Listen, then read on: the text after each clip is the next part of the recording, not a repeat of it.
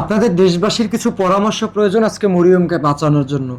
আপনারা যে সাহায্য করেছেন এই সাহায্যগুলো এখানে আছে 10 লক্ষ টাকা প্লাস। তো আপনারা জানেন মরিয়মকে কেন আপনারা টাকা দিয়েছেন, মরিয়মকে বাঁচানোর জন্যই দিয়েছেন।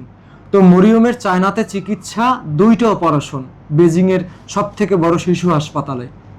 তো 2টা অপারেশনে মোট 24 লক্ষ টাকা, 2টা অপারেশনের জন্য 22 লক্ষ টাকা, এবং আপনার যে দেখা যায় বিমান ভাড়া আছে, আসার সময় বিমান ভাড়া আছে, শুধু যাওয়ার বিমান ভাড়া খুঁজে দেখলাম যে 1,75,000 এবং 76,000 টাকা, মানে এর আশেপাশেই ঘোরাঘুরি করতেছে।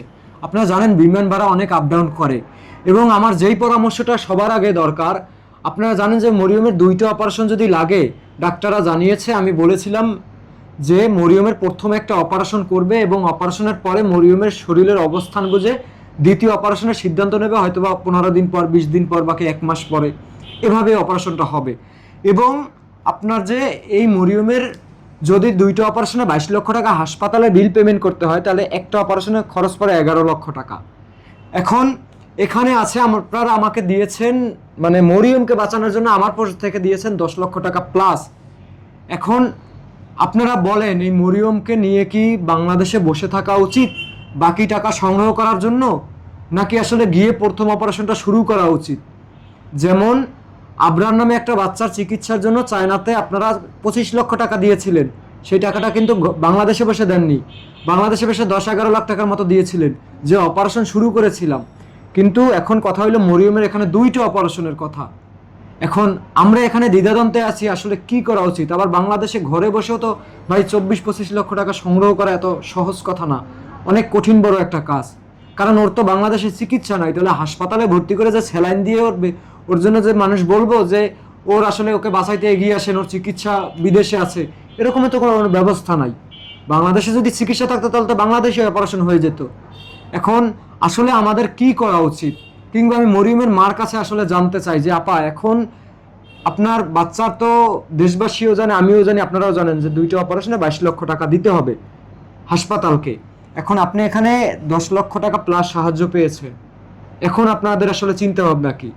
এই আরো দিন কি বাংলাদেশে বসে থাকবেন আপনার মেয়েকে বাঁচানোর জন্য, যে আরো টাকা সাহায্য উঠলে তারপরে যাব, নাকি খুব তাড়াতাড়ি যাওয়ার কোনো পরিকল্পনা আছে আপনাদের?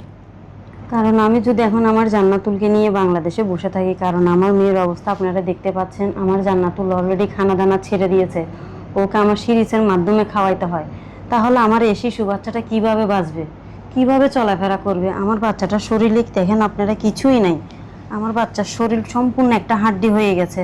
তাহলে আমার বাচ্চার যে এতগুলো অপারেশন হবে, আমার বাচ্চা কিসের উপরে বাঁচবে, কিসের উপরে ডাক্তাররা অপারেশনগুলো করবে?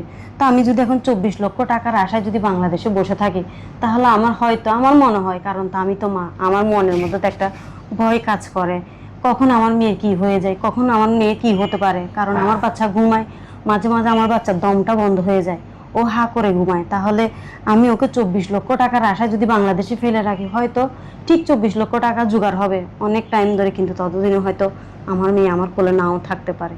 তা আমি আপনাদের কাছে অনুরোধ করব, আমার মেয়ের জন্য যে সিদ্ধান্তটা নিলে ভালো হয়, আপনাদের যেটা ভালো হয় আপনারা আমাকে সেটা বলুন। না আপা, আপনি 24 লক্ষ টাকার আশায় মেয়ে রেখে দেন, 24 লক্ষ টাকা হলো তখন মেয়ে নিয়ে যান। না আপা, এখন যেটা উঠছে ওইটা নিয়ে মেয়েকে নিয়ে চলে যান, আমরা আছি আপনার পাশে। আপনারা আমাকে যদি সেরকম একটা ভরসা দেন, তাহলে আমি একটা শান্তির জায়গা পাই, একটা আস্থা পাই, একটা বিশ্বাস পাই। এখন আপনারা এবং বলুন। বিদেশের মাটিতে তো আপনি তো মানে শুধুমাত্র একটা অপারেশন করেও তো চলে আসতে পারবে না, তাহলে তো ওর চিকিৎসা করে এই যে দেশবাসী টাকাগুলো দিয়েছে এই টাকাও তো অর্থহীন, বাকি একটা অপারেশন করলেও তো সুস্থ হবে সুস্থ না। হবে না। তো আপনার যে আপনি যদি আবার এই 10 লক্ষ টাকা বাকি 11 লক্ষ টাকা যদি নিয়ে যদি আবার চায়নাতে চলে যে অপারেশন শুরু করেন, দ্বিতীয় অপারেশনও কিভাবে করবেন এটাও আপনাকে চিন্তা করতে হবে। তো এই কারণেই আমি বললাম যে দেশবাসী, মরিয়মের মা হয়তো বা পেটে ধরেছে, কিন্তু সন্তান এখন আপনাদের, কারণ আপনারা সন্তান মনে করে ওকে 10 লক্ষ টাকা প্লাস সাহায্য করেছেন। এখন আপনারাই সিদ্ধান্ত জানাবেন আসলে ওর মার কি করা উচিত। এখানে আমি ওর মাকে ঠেলে দিতে পারবো না, বাকি ওর মা আমাকে ঠেলে দিতে পারবে না। এখন সবাই মিলে আসলে একটা সিদ্ধান্ত, বাকি সবাই মিলে একটা মতামত আসলে প্রকাশ করা দরকার যে আসলে ওর জন্য কোন কি করা যায়, কোনটা করলে ভালো হয়। একটা অসুস্থ বাচ্চা, ওর যদি টাকা ম্যানেজ হইতে হইতে যদি ওই যদি পৃথিবীতে না থাকে, এই আপনাদের টাকা দিয়ে ওরা কি করবে কিছু? তখন তাই মানে এই টাকা নিয়ে ওরা সারা জীবন কান্না করতে করতে ওদের চলে যাবে। তো আপনারা জানান যে আসলে কোন মানে লাইনে আসলে যাওয়া উচিত। আমার যতটুকু ব্যক্তিগত ধারণা থেকে আমার মনে হয় যে আসলে অপেক্ষা না করাই উচিত, কারণ এই বাচ্চাটাকে যদি টাকা ম্যানেজ হওয়ার পর মানে এই টাকা ম্যানেজ হওয়ার পরে যদি বাচ্চাটাকে না বাঁচাইতে পারি তখন তো আর এই টাকার কোনো মূল্য থাকবে না।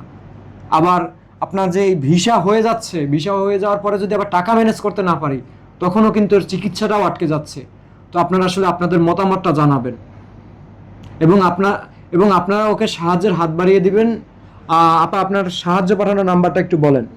আমার জান্নাতুলকে সবাই সহযোগিতা করার নাম্বার 01830559169। এই নাম্বারে বিকাশ, নগদ, রকেট তিনোটাই আছে এবং একটা আমার ইসলামী ব্যাংকও আছে।